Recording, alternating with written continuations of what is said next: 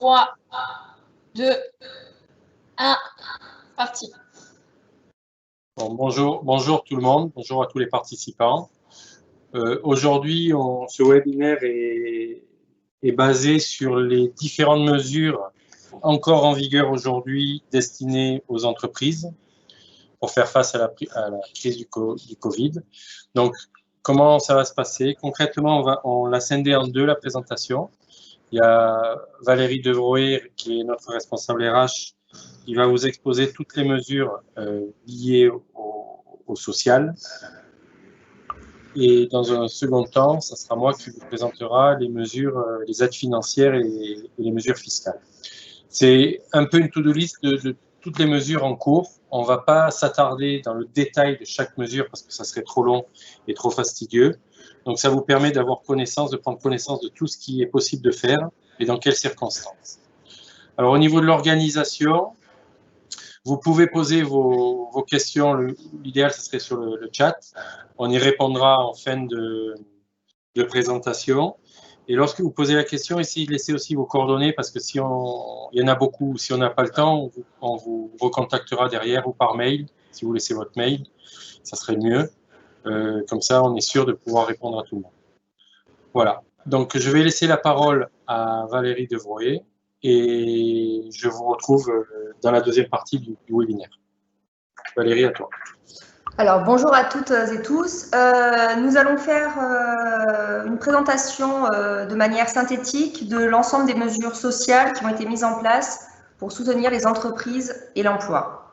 Ces mesures vont être de différents types, des exonérations de charges sociales, des aides financières, des plans d'appurement et l'activité partielle.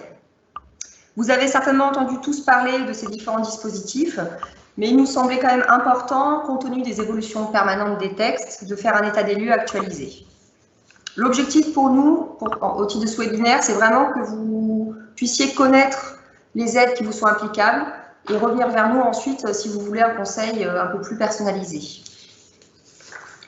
La première partie donc, du dispositif concerne les charges sociales.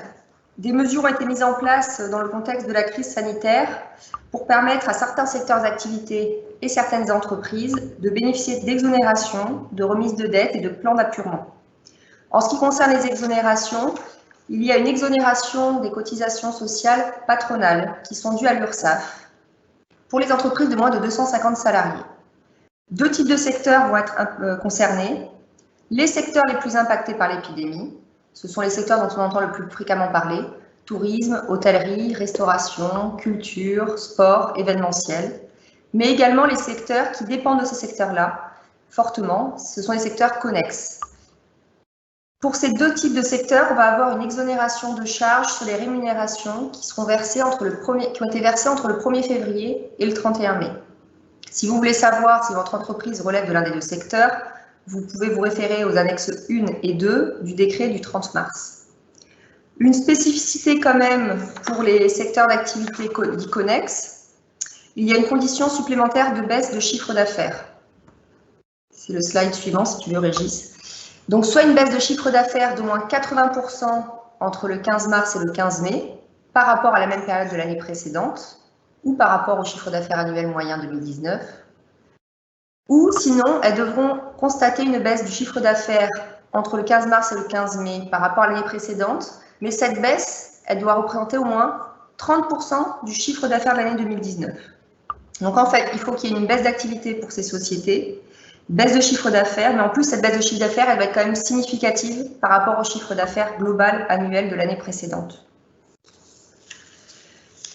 Donc pour les secteurs les plus impactés, les secteurs connexes, on a une exonération des cotisations patronales sur donc 4 mois de rémunération, on a vu, du 1er février au 31 mai. Pour les autres secteurs d'activité qui ne sont pas listés dans les annexes, il est prévu une exonération également, mais pour les TPE de moins de 10 salariés. L'activité principale donc, de ces entreprises devra impliquer l'accueil du public et avoir été concernée par la fermeture obligatoire. La fermeture obligatoire, c'est quoi? C'est en fait le décret du 23 mars 2020. Si vous vous en rappelez, au moment du confinement, le gouvernement avait listé les établissements qui devaient obligatoirement fermer. On a par exemple les salons de coiffure, les salles de sport, les boutiques. Tous ces établissements-là qui étaient concernés par la fermeture vont pouvoir bénéficier d'une exonération des charges patronales également, qui sont dues à l'URSSAF ou au MSA, mais uniquement sur les rémunérations qui ont été versées entre le 1er février et le 30 avril. Donc là, les rémunérations concernées sont sur 3 mois. La condition commune pour ces 3 types de secteurs, c'est que, l'employeur ne doit pas avoir été condamné pour travail dissimulé au cours des 5 années précédentes, à titre de sanction, on va dire. Et enfin, le montant total des exonérations et des aides que l'entreprise pourra percevoir devra respecter le plafond de 800 000 €.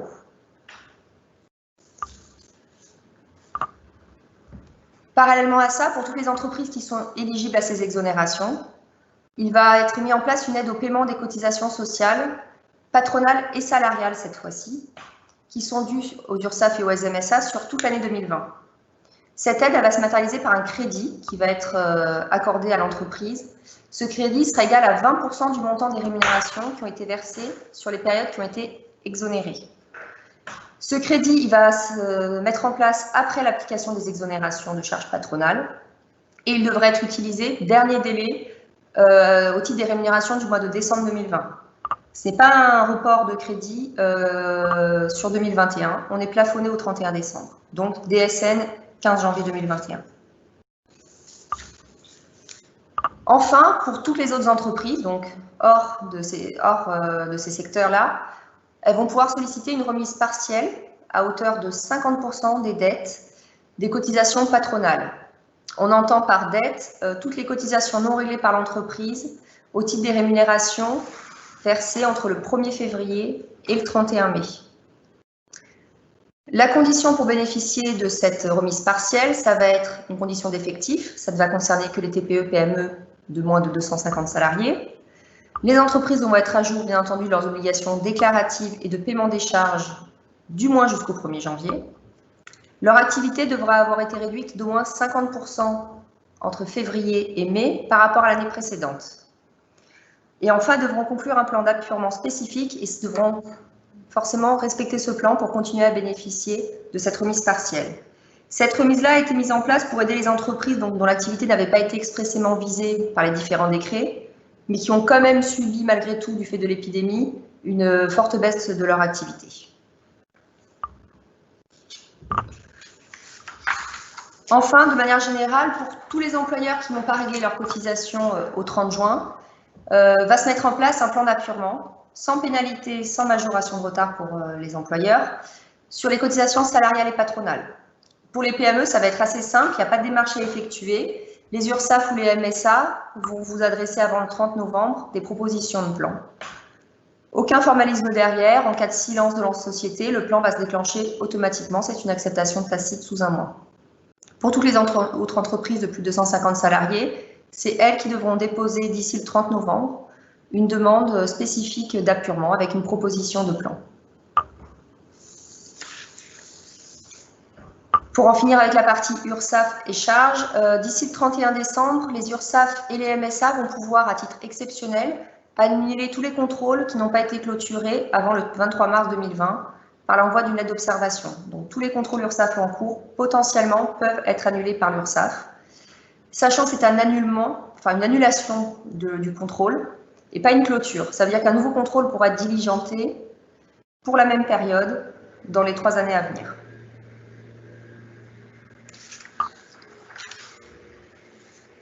La deuxième partie du dispositif, donc, c'est l'APLD, l'activité partielle de longue durée.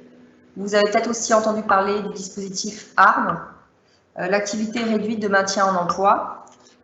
Nous allons faire un point donc, sur le dispositif de l'APLD, le comparer avec celui de l'activité partielle classique pour que vous puissiez un petit peu savoir à quel type d'activité partielle vous devez avoir recours. Concernant l'activité APLD, c'est un dispositif spécifique. Il va concerner les entreprises qui sont confrontées vraiment à une réduction d'activité durable dans le temps, mais qui ne compromet pas pour autant leur pérennité. Ces entreprises-là vont s'appuyer sur un accord d'entreprise ou de branche qui va comporter certaines mentions obligatoires.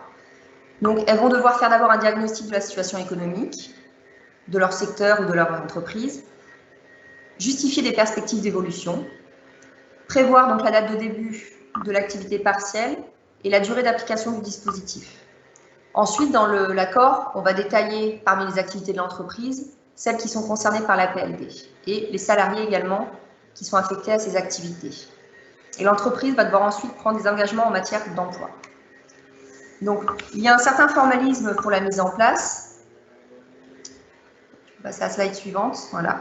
Ce dispositif, il est ouvert à condition qu'il y ait d'abord en place donc, soit un accord d'entreprise, d'établissement ou de groupe. Donc ça, c'est un accord qui est négocié au niveau de votre entreprise. En fonction de votre effectif, il sera négocié avec un salarié mandaté, avec un salarié élu représentant du CSE, ou sinon validé par le 2/3 de vos effectifs. Donc ça, c'est un accord propre à votre entreprise ou à votre groupe de société. Sinon, il y aura la possibilité, en cas d'accord de branche étendu, c'est-à-dire un accord qui est applicable au sein, qui a été négocié au sein de votre convention collective et qui a été étendu. Il sera possible de s'appuyer sur cet accord et de rédiger un document interne à l'entreprise après consultation du CSE. Donc, soit l'accord d'entreprise, soit l'accord, enfin le document de l'employeur élaboré sur la base de l'accord, devront être déposés à la directe. La directe va avoir un délai d'instruction qui sera variable, 15 jours ou 21 jours en fonction du support juridique. Au terme du délai d'instruction, si la directe ne vous répond pas, ça vaudra acceptation de votre accord. Elle pourra aussi émettre des préconisations ou rejeter totalement l'accord. Une fois que l'accord est applicable, on va avoir des spécificités donc, dans la mise en place de l'activité partielle, APLD. Au niveau de la PLD, donc, le principal intérêt de la PLD, c'est qu'on va avoir une garantie au niveau de l'indemnisation du salarié et de l'employeur. Au niveau de l'indemnisation du salarié, il va percevoir 70% de sa rémunération brute, dans la limite donc, de 4 fois et demi le SMIC, on va dire. Donc. Et l'employeur, lui, il sera pris en charge par l'État à hauteur de 60% de la rémunération horaire brute du salarié. Donc, en gros, l'employeur, lui, sera indemnisé à hauteur de 86% de ce qu'il a payé au salarié, ce qui représente un reste à charge à peu près de 14% sur les indemnités d'activité partielle qui vont être versées. Pour comparer avec l'activité partielle classique, jusqu'au 31 octobre, on a exactement la même indemnisation. 70% pour le salarié, 60% pour l'employeur. Par contre, les projets de texte qui vont sortir d'ici quelques jours ou quelques semaines prévoient qu'à compter du 1er novembre, le salarié ne percevra plus que 60% de sa rémunération et l'employeur que 36% de la rémunération. Donc pour l'employeur, c'est un reste à charge de 40% des indemnités d'activité partielle. Là, on voit bien que l'État cherche à fur et à mesure à se désengager de l'indemnisation de l'activité partielle classique pour inciter très fortement les entreprises à se diriger vers la PLD. Juste une petite précision pour tout ce qui est les secteurs les plus touchés, on a vu tout à l'heure, restauration, hôtellerie, événementiel, l'État s'est engagé à maintenir un taux majoré. Ça veut dire que l'employeur sera couvert à 100% par l'État et il indemnisera ses salariés à hauteur de 70%. Ça, c'est pour quand même continuer à protéger les secteurs les plus impactés. Les avantages et les contraintes, on va dire, de la PLD. La PLD, les avantages, c'est qu'on est sur des règles, on l'a vu, d'indemnisation beaucoup plus favorables. Par ailleurs, la durée d'indemnisation est plus longue. On va être sur des tranches de 6 mois qui vont être renouvelables dans la limite de 24 mois. Ici, c'est une sécurité pour les entreprises qui ont une visibilité sur un terme un peu plus long. Au niveau des contraintes, on a un formalisme à respecter lors de la mise en place, qui n'est pas si contraignant que ça, mais ça demande quand même un petit peu de temps de réflexion au sein de l'entreprise et de négociation en interne. La contrainte principale, selon nous, c'est qu'il y a une réduction de l'horaire de travail qui est limitée à 40% de la durée légale. Concrètement, au titre de l'activité partielle, longue durée, il n'y aura que 14 heures par semaine qui seront prises en charge par l'État. Enfin, il y aura un remboursement des sommes perçues en cas de licenciement économique d'un salarié qui a été placé en activité partielle ou d'un salarié qui n'était pas placé en activité partielle, mais quand l'employeur se sera engagé à maintenir dans l'emploi l'ensemble de son personnel. Sauf si l'entreprise est vraiment dans une situation de grosse difficulté économique. Mais voilà, normalement, il y a un remboursement des sommes perçues. L'activité partielle classique, pour sa part, elle, l'avantage principal, c'est qu'il n'y a pas de limitation de la réduction de l'horaire. On a bien vu que l'État est même allé jusqu'aux heures à prendre en charge les heures supplémentaires, ce qui n'était pas le cas jusqu'à présent. Concernant les heures supplémentaires, en aparté, on n'est pas sûr que ça va être prolongé très longtemps parce que le texte prévoit que les heures sup sont prises en compte jusqu'au 31 décembre. Donc peut-être qu'en 2021, si l'État ne renouvelle pas le texte, les heures supplémentaires ne seraient plus prises en charge. Les contraintes de l'activité partielle classique à compter du 1er novembre, on l'a vu, donc c'est une baisse significative de l'indemnisation des salariés et du remboursement de l'employeur. Il va également avoir une forte limitation de la durée d'autorisation. Actuellement, on était à 6 mois. Là, on va être sur des périodes de 3 mois maximales, renouvelables une fois. Et enfin, on va aussi demander à l'entreprise de s'engager à maintenir le niveau d'emploi pendant la durée d'activité partielle. Donc, en résumé, si vous savez que votre entreprise n'est pas en péril dans les prochains mois, mais que sur la durée, vous avez quand même allé avoir une baisse d'activité relative, il vaut mieux partir sur la PLD. Si vous pensez que l'activité est encore ralentie mais qu'elle va se développer dans les mois à venir, vous pouvez éventuellement rester sur le dispositif d'activité partielle classique et il sera toujours temps ensuite de passer sur le système d'APLD. Comme je vous le disais, le gouvernement incite fortement les directs donc, à inciter les APLD. Donc, on le voit déjà actuellement, mais ça va être de plus en plus le cas. On a des rejets de dossiers à activité partielle où on a des grosses limitations dans la durée d'indemnisation qui est sollicitée. Pour en finir avec l'activité partielle, il faut savoir que les arrêts dérogatoires pour garde d'enfants ont été réactivés. Avec l'ouverture des écoles, on retombe aussi dans les enfants cas contact et dans les fermetures de crèches, d'écoles, de collèges pour cas Covid. Donc à compter du 1er septembre, les arrêts dérogatoires pour garde d'enfants seront réactivés lorsque les deux parents pourront justifier qu'ils ont une incapacité de télétravail.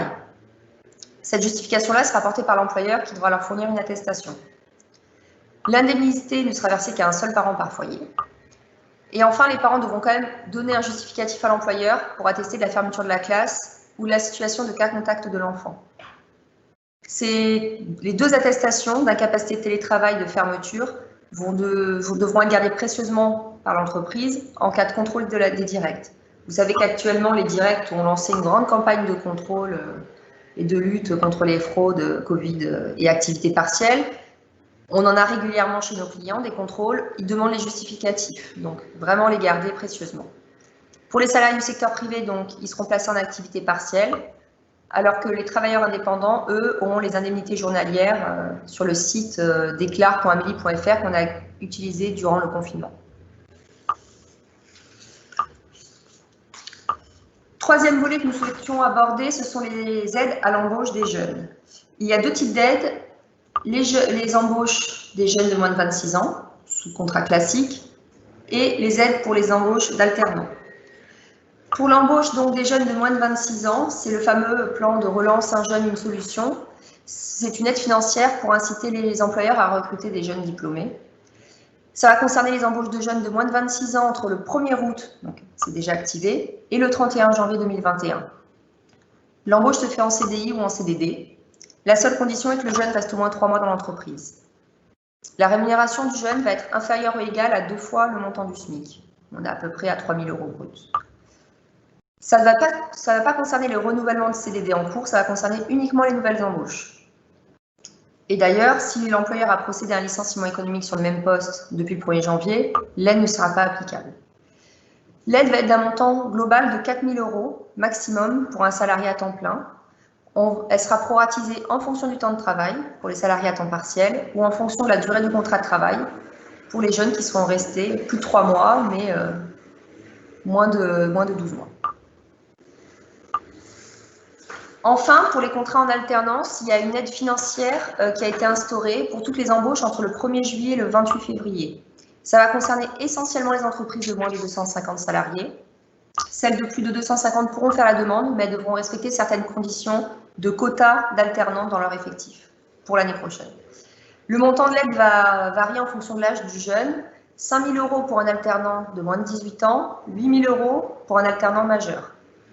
Concernant l'apprentissage, le diplôme, ça sera jusqu'au Bac+5. Et l'aide va remplacer l'aide unique à l'embauche que vous avez actuellement lorsque vous embauchez un apprenti pour la première année. Et enfin, au niveau du contrat de professionnalisation, le jeune doit avoir moins de 30 ans à la date de signature du contrat. Voilà. je vous ai fait le tour un petit peu de manière exhaustive et synthétique des différentes mesures. J'espère avoir été claire. Si vous avez des questions, n'hésitez pas à les poser, que ce soit là pendant le webinaire ou après par mail ou par téléphone, pour qu'on puisse échanger ensemble sur votre situation. Merci, merci Valérie, c'était très clair malgré la matière. Je prends la main maintenant pour passer sur un autre volet, qui est les exonérations et dégrèvements fiscaux, les aides financières, les prêts divers et les soutiens de trésorerie. Et pareil, je voudrais essayer de vous exposer le plus clairement possible qui en sont les bénéficiaires et jusqu'à quand. Donc, on va énumérer toutes les aides qui sont à l'heure actuelle, ou quasiment toutes les aides qui sont à l'heure actuelle à votre disposition, et vous pourrez voir si vous êtes éligible ou pas.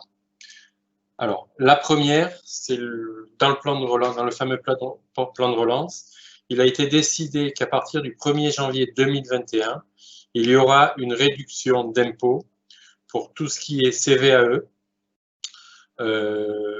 CFE, tous les impôts fonciers, et un abaissement du taux de plafonnement de la contribution économique qui passe de 3 à 2% de la valeur ajoutée. Donc tout ça, ce sont des mesures qui seront applicables dès 2021 et qui sont, pour certains, notamment pour certaines entreprises, assez significatives. Donc, réduction de 50% de la CVAE, contribution sur la valeur ajoutée, une réduction de moitié des impôts fonciers des établissements industriels, essentiellement la CFE, et un abaissement du taux de plafonnement de la CET. Donc ça, c'est pour 2021. Autre mesure qui est un peu spécifique, je vais essayer d'être clair parce que c'est peut-être pas évident pour tout le monde, c'est un remboursement anticipé des créances de carry-back. C'est un report en arrière des déficits.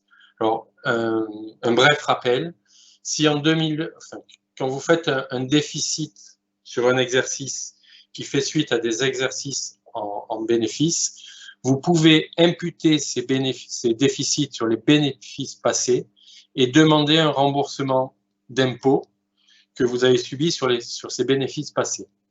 Donc, jusqu'à présent, il y avait un délai pour bénéficier du remboursement qui était d'un certain nombre d'exercices, 5 ans. Aujourd'hui, l'État met à la disposition des entreprises une possibilité pour demander le remboursement anticipé de leurs créances de carry-back, ça s'appelle.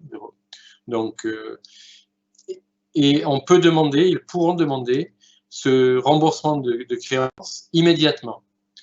Même mieux, celles qui ont constaté un déficit au titre de l'exercice 2020, donc de l'exercice actuel, pourront exercer leur option dès le lendemain de la clôture de l'exercice, donc dès le 1er ou le 2 janvier 2021, sur une créance estimée. C'est-à-dire que le 2 janvier, il y a quand même très peu de sociétés qui connaissent exactement leurs résultats.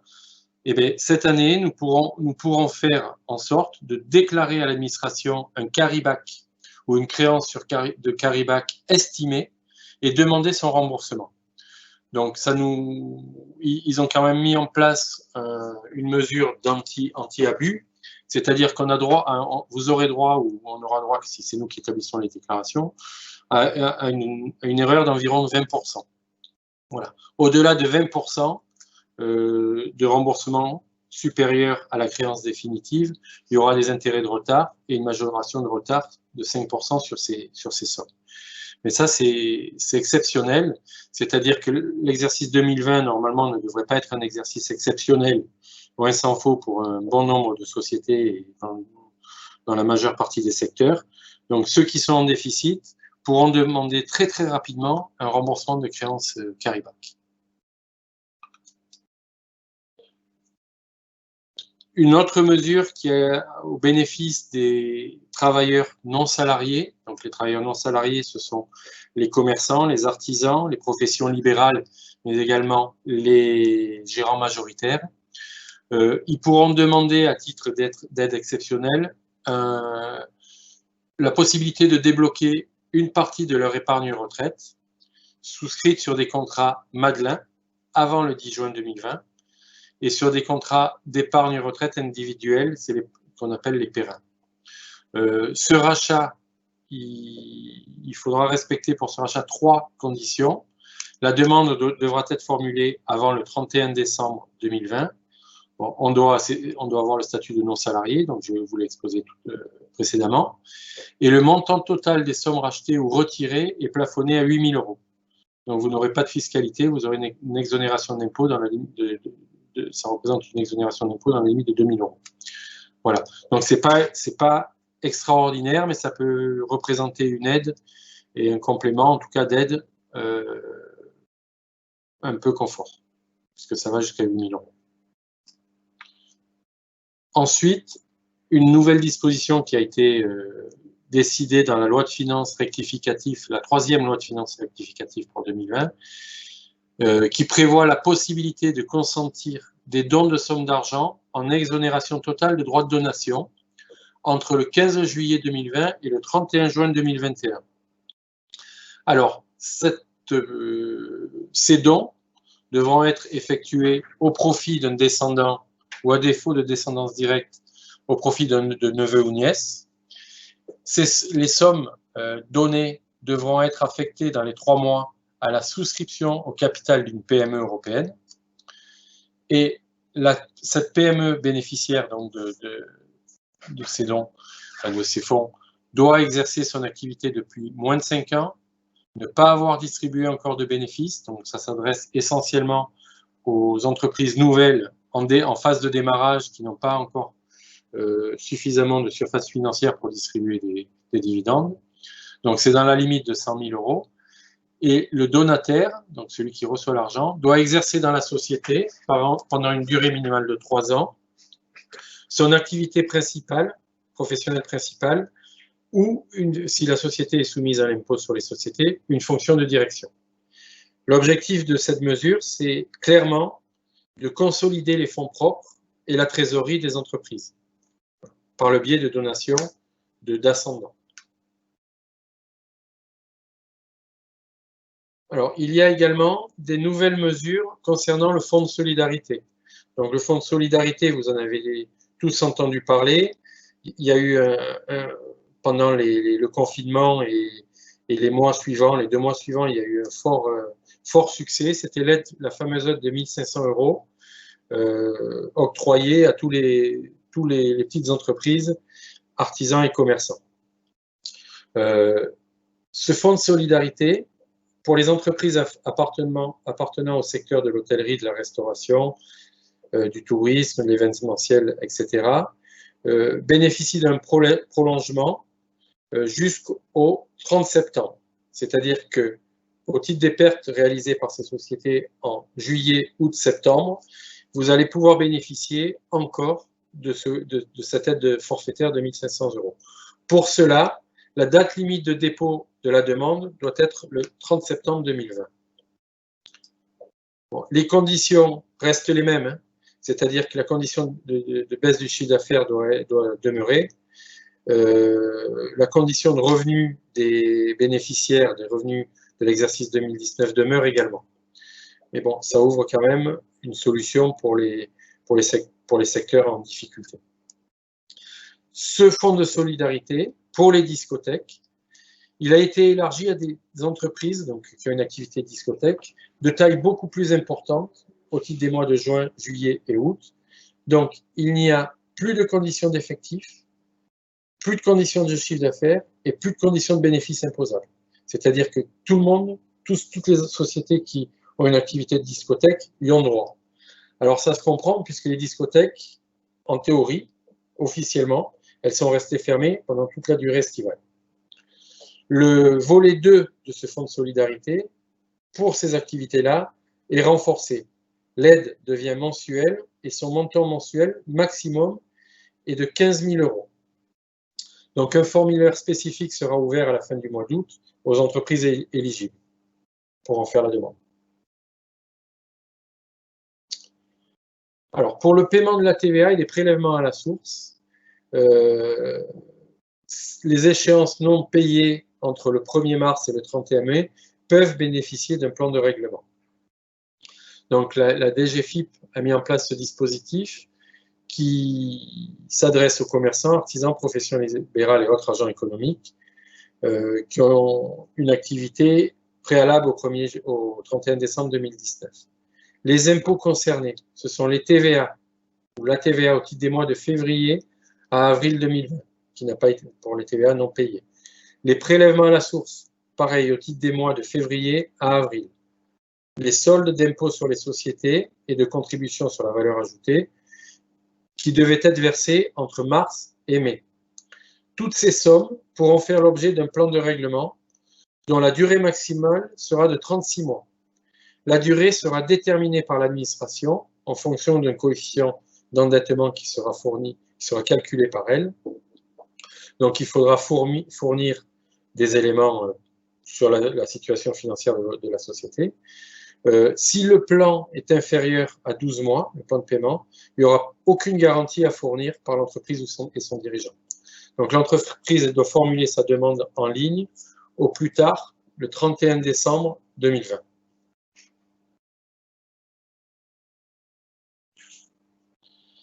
Alors, on a vu dans la première mesure que les impôts, certains impôts, notamment les impôts fonciers, bénéficieraient à compter de 2021 d'un dégrèvement de 50%. Concernant la CFE 2020, il est accordé pour les secteurs d'activité éligibles, donc généralement tout ce qui est le tourisme, d'accorder un dégrèvement exceptionnel des 2/3 de cette CFE 2020. C'est les communes. Alors, il faudra vérifier que votre commune ou votre établissement public de coopération intercommunale, donc c'est l'intercommunalité, ça, ont délibéré en ce sens pour instituer ce dégrèvement-là. Les bénéficiaires, donc je vous l'ai dit, c'est les entreprises du tourisme, de l'hôtellerie, de la restauration, dont le chiffre d'affaires n'excède pas 150 millions d'euros. Donc, il faudrait que vous vérifiez commune par commune, enfin dans votre commune où vous exercez, s'il y a eu une délibération dans ce sens-là.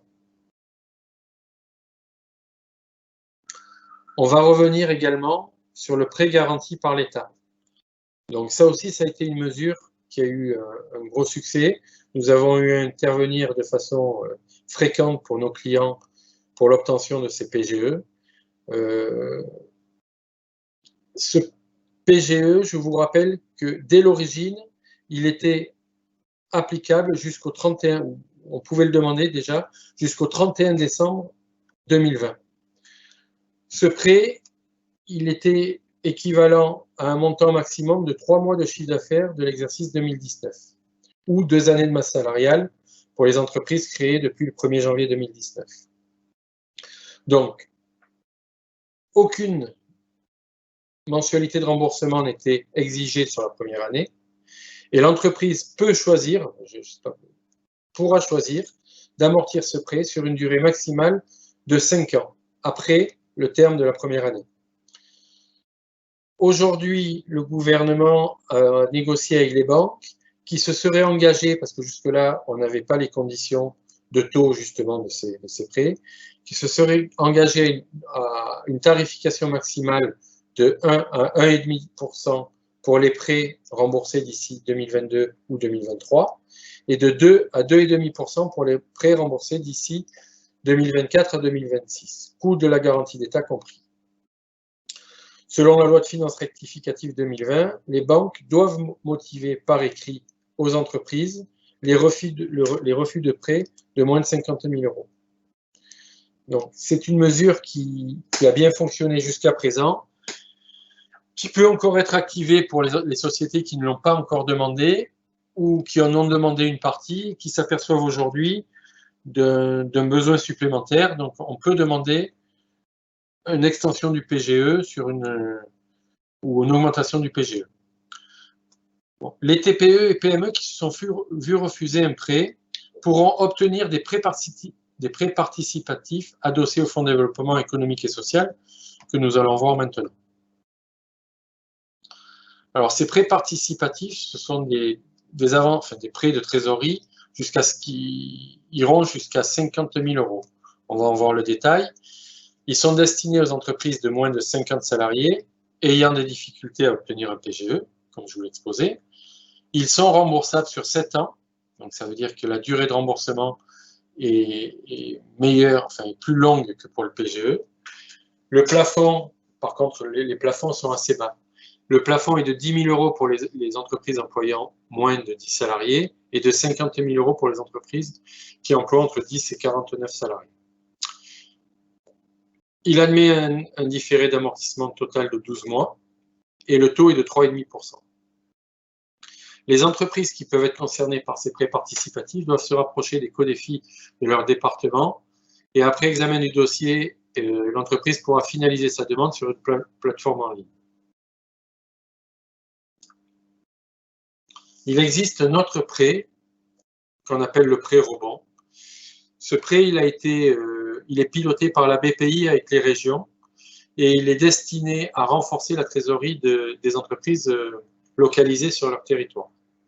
Alors les entreprises éligibles, il faut être une PME, il faut avoir exercé une activité de 12 mois minimum et il concerne tous les secteurs d'activité, sauf les SCI, les entreprises d'intermédiation financière, les entreprises de promotion et location immobilière et les entreprises agricoles qui ont un chiffre d'affaires inférieur à 750 000 euros. Alors, les dépenses financées, ce sont les besoins de trésorerie, vous allez voir c'est assez large, hein.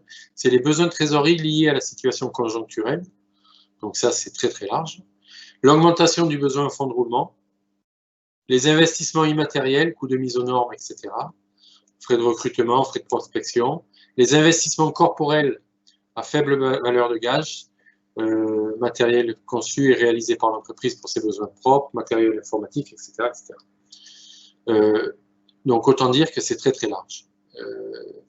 Les modalités donc de ce prêt, le prêt il peut atteindre, il peut aller de 10 000 à 300 000 euros selon les régions, donc ce qui est très significatif quand même. Il n'y a aucune garantie sur les actifs de la société ou de son dirigeant. Il est amortissable sur 7 ans et il peut bénéficier d'un différé d'amortissement en capital de 2 ans. Donc il a un taux fixe préférentiel qui peut varier selon les régions. Donc ça, c'est un prêt rebond qui a également très bien fonctionné en début de période Covid. Les régions ont très vite été à court de financement, mais là, il y a eu un prolongement de l'assiette, donc on pourra faire de nouveau appel à ces prêts rebonds. Et c'est assez simple, on n'a pas à passer par les établissements financiers, on passe directement par la BPI. Donc c'est beaucoup plus simple à obtenir. Il y a également un autre prêt rebond qu'on appelle prêt rebond flash, qui a été instauré à l'initiative du Conseil supérieur de l'Ordre des experts comptables, qui s'est associé à BPI France et aux régions pour proposer aux PME, donc c'est un prêt rebond, mais qui a été renommé, c'est prêt rebond full digital ou prêt rebond flash. Donc là, les entreprises concernées, ce sont les entreprises qui ont moins de 250 personnes, qui n'excèdent pas 50 millions de chiffre d'affaires, qui sont détenues exclusivement par des personnes physiques, qui ont été créées depuis plus d'1 an et qui exercent depuis plus de 12 mois. Alors le prêt, là, il est un peu plus faible, il est compris entre 10 000 et 50 000 euros. Il bénéficie, comme le prêt rebond, d'une durée d'amortissement de 7 ans avec un différé de 2 ans capital. Là, par contre, c'est au taux zéro. Il n'y a aucun frais de dossier, aucune sûreté ni garantie ne sont demandées. Les échéances sont par contre assorties d'une assurance décès et perte totale irréversible d'autonomie. Par contre, ce prêt est un produit de cofinancement, c'est-à-dire qu'il doit être accompagné obligatoirement d'un financement bancaire au moins égal. À ce titre, le PGE peut servir de financement bancaire ou de cofinancement. La souscription en ligne se fait à l'aide de votre expert comptable et la décision de crédit est délivrée sous 48 heures et les fonds sont mis à disposition automatiquement entre 2 et 3 jours. Ça va assez vite. Donc ça veut dire qu'une entreprise qui a obtenu un PGE de 100 000 euros, elle peut très bien obtenir un prêt rebond flash de 50 000 euros si elle est éligible. Ou si elle a obtenu 50 000 euros de PGE, elle peut aussi obtenir 50 000 euros de prêt rebond flash. Ensuite, il y a un dispositif de soutien pour les entreprises avec des trésoreries fragilisées. Alors, c'est jusqu'au 31 décembre 2020. Un dispositif d'aide sous la forme d'avance remboursable ou de prébonifié est mis en place. Alors, là, les entreprises éligibles sont celles qui n'ont pas obtenu de prêt de garantie d'État et qui justifient de perspectives réelles de redressement de l'exploitation. Et elles ne doivent pas faire l'objet d'une procédure collective d'insolvabilité. Alors, la demande est à adresser au comité départemental d'examen des problèmes de financement des entreprises, ça s'appelle comme ça. Et il y a le dossier est un peu plus complexe parce qu'il y a une partie rédactionnelle assez importante et primordiale, puisqu'il faudra, lors de la demande, sera pris en compte le positionnement économique et industriel de l'entreprise, comprenant son caractère stratégique, son savoir-faire reconnu et à préserver, sa position critique dans une chaîne de valeur, ainsi que l'importance de l'entreprise au sein du bassin d'emploi local. Donc, cette aide-là n'est pas accordée automatiquement, loin s'en faut. Il va falloir justifier de tous ces critères d'éligibilité. Alors, le montant de l'aide pour les entreprises créées à compter du 1er janvier 2019, c'est égal à la masse salariale en France estimée sur les 2 premières années, et pour les entreprises créées avant le 1er janvier, c'est égal à 25% du chiffre d'affaires hors taxe. Les aides inférieures à 800 000 € sont assimilables à une avance remboursable. La durée d'amortissement, là, c'est vraiment intéressant, elle est jusqu'à 10 ans. Et le différé d'amortissement capital, il est jusqu'à 3 ans. Pour les aides supérieures à 800 000 €, c'est assimilable à un prêt à taux bonifié. Par contre, la durée d'amortissement, là, elle est limitée à 6 ans. Et le différé d'amortissement en capital, il est limité à 1 an. Donc, cette aide couvre les besoins d'investissement et en fonds de roulement. On a fait un petit focus, même si on en a beaucoup parlé dans les mesures présentées jusqu'à présent, on a fait un petit focus sur les autres mesures qui concernent tout ce qui est secteur du tourisme, l'hôtellerie, la restauration, l'événementiel, la culture, puisqu'on est très concerné, nous, au cabinet, sur ces activités-là. On vous donne 2 ou 3 autres mesures prises pour ces secteurs-là. Donc, il y a le prêt garanti par l'État, 10 saisons. Alors, c'est comme un PGE classique, sauf que il est ouvert uniquement, alors ces caractéristiques sont ouvertes uniquement au secteur du tourisme, et il permet de substituer au niveau du calcul du plafond du prêt, qui est normalement de 25% du chiffre d'affaires du dernier exercice, un plafond qui doit être calculé sur la somme des 3 meilleurs mois du chiffre d'affaires du dernier exercice. Donc, ça peut changer pas mal de choses au niveau du montant du financement obtenu. C'est-à-dire que dans la région, il y a un caractère saisonnier qui est très important.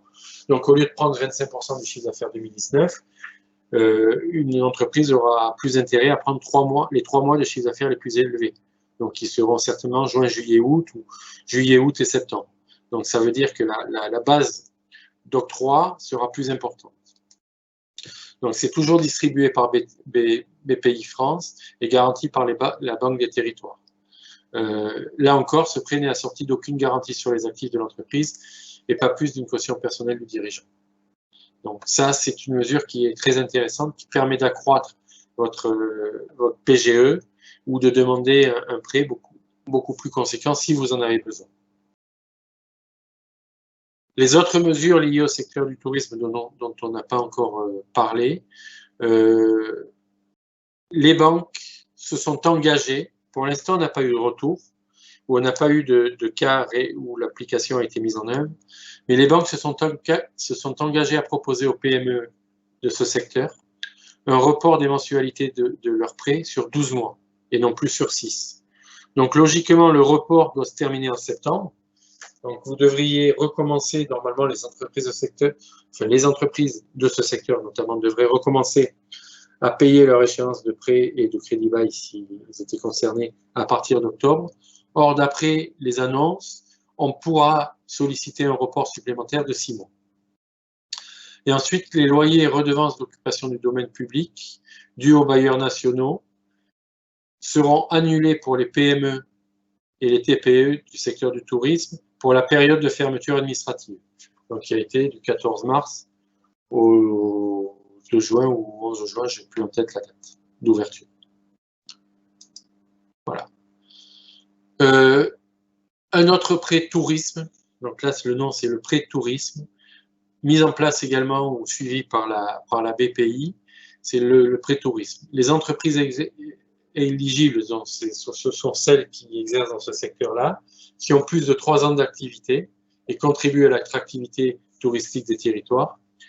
Donc, couvrent toutes les activités touristiques sous toutes leurs formes. Ça va de l'hébergement, donc la location meublée, ça rentre dedans, à la restauration, la remise en forme, le voyage, les transports touristiques, l'organisation des événements professionnels et sportifs, etc., etc.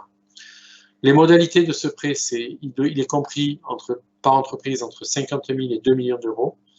Il a une durée maximum de remboursement de 10 ans, ce qui est très bien, avec un différé de remboursement capital de 6 à 2 ans, de 6 mois à 2 ans. Pour faciliter ou pour simplifier l'accès à tous ces dispositifs de l'État et de BPI France et de la Banque des Territoires, il a été mis en place un guichet unique dont on vous laisse l'adresse là. Il renvoie également vers les sites des régions qui ont mis en place un fonds résilience et des prêts rebonds.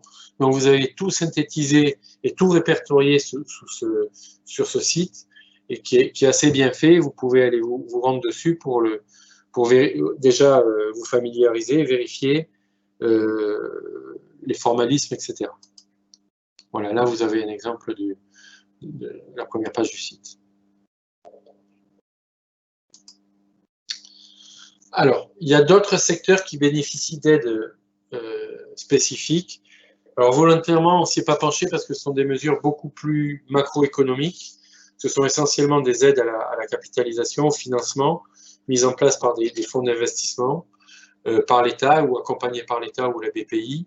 Ces dispositifs, vous pouvez les retrouver de façon synthétique sur notre site, dans notre guide d'information sur le coronavirus. On n'a pas voulu vous les exposer parce que ça concerne essentiellement des grosses sociétés et qui rentrent dans des secteurs d'activité particuliers. Donc c'est l'aéronautique, l'automobile, l'agriculture, la viticulture, tout ce qui est start-up, les entreprises technologiques, les entreprises exportatives et les associations. Donc je vous invite à aller voir sur notre site les spécificités de ces aides. Voilà. On a fini notre exposé, donc vous pouvez nous poser des questions. On tient quand même à vous signaler qu'il est impératif pour aujourd'hui, dans la période actuelle, les difficultés que l'on rencontre, qui sont plus ou moins importantes en fonction des secteurs d'activité, de bien travailler vos prévisionnels, de faire attention également à ce que nous on appelle le mur de la dette, parce qu'il y a de nombreux dispositifs de financement de prêts ou d'aides financières qui sont mis en place, mais ce sont des prêts, donc il va falloir à un moment donné faire face aux échéances. Il y a une réelle importance à travailler sur des prévisionnels qui englobent ou une partie en tout cas des aides, les aides auxquelles vous allez être éligible, que l'on vous a présentées, aussi bien en matière sociale qu'en matière de prêt ou en matière fiscale. Donc, avec des scénarios, alors c'est vrai qu'aujourd'hui, les scénarios sont difficiles à prévoir, mais avec des scénarios relativement prudents. Voilà, nous en avons terminé, nous attendons vos questions pour que nous puissions y répondre. Merci de votre attention.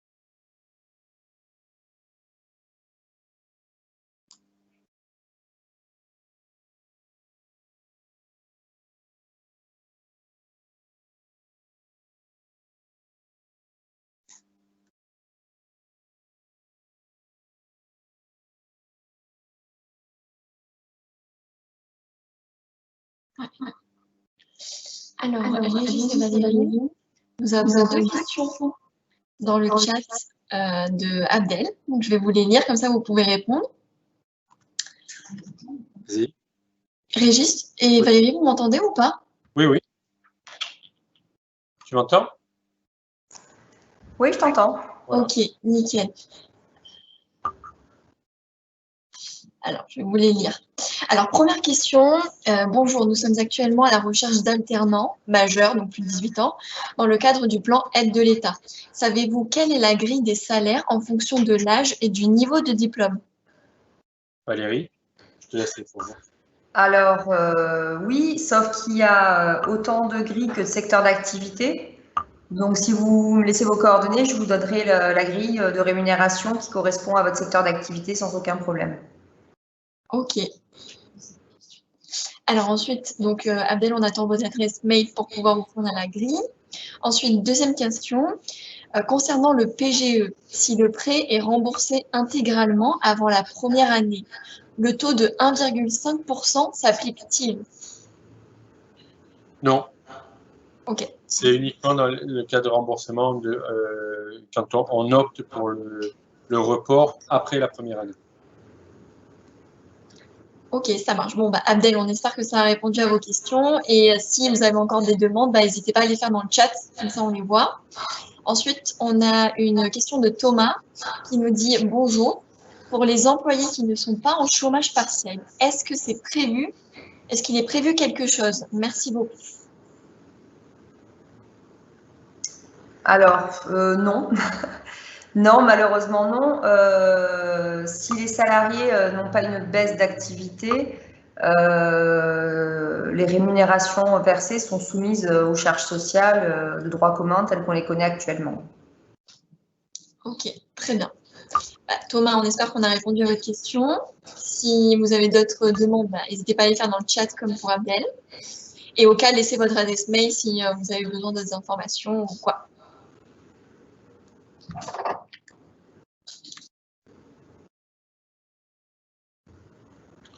Il n'y a plus d'autres questions, Victoria? Ok, bah parfait. Abdel vient de nous laisser ses coordonnées. Comme ça, Valérie, tu pourras lui transférer la grille en fonction des secteurs d'activité, comme tu l'as dit. Je vous envoie tout ça aux gens. Bah, écoutez, pour l'instant, il n'y a pas d'autres questions. Très bien. Donc, on attend un petit peu, parce que des fois, il y a un petit décalage. Donc, on attend et ensuite, on verra.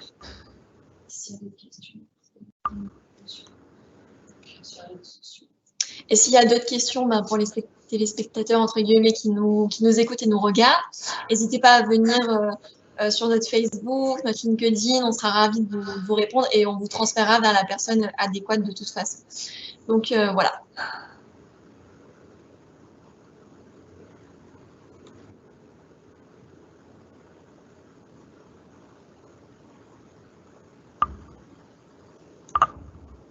Bon, on attend encore un petit peu, vu que des fois, il y a des décalages, c'est vrai, entre les postes et tout ça. Donc, on attend un petit peu et après, on coupera.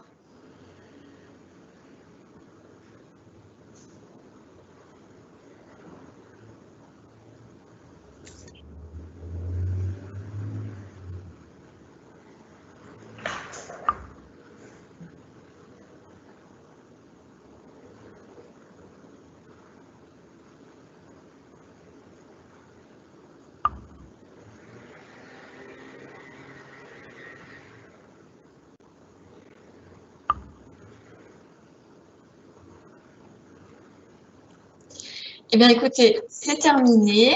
On va pouvoir tous vous libérer. Eh bien, écoutez, merci Régis, merci Valérie. Et merci à toutes les personnes qui nous ont écoutés. Donc, je le répète, n'hésitez pas si vous avez d'autres questions à venir sur nos réseaux sociaux. On sera ravis d'y répondre. Et voilà, bah, écoutez, je vous souhaite un bon après-midi et un bon week-end un petit peu en avance. Voilà, merci. Merci, au revoir. Merci à vous, au revoir.